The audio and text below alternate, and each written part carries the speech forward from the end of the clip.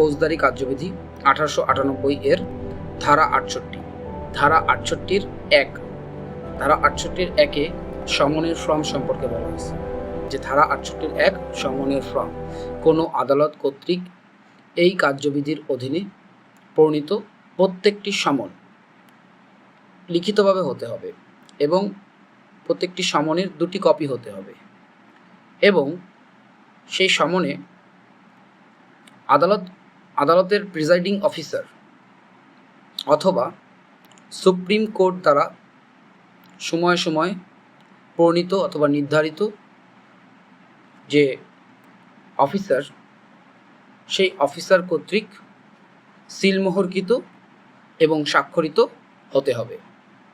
ফৌজদারি কার্যবিধি 1898 এর উপধারা 2-এ বলা হয়েছে 1898 এর 68-র 2 সেখানে বলা হয়েছে যে কে সমন জারি করবে।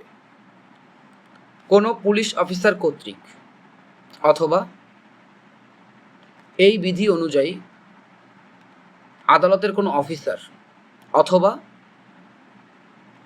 কোনো সরকারি কর্মচারী সমন জারি করতে পারে।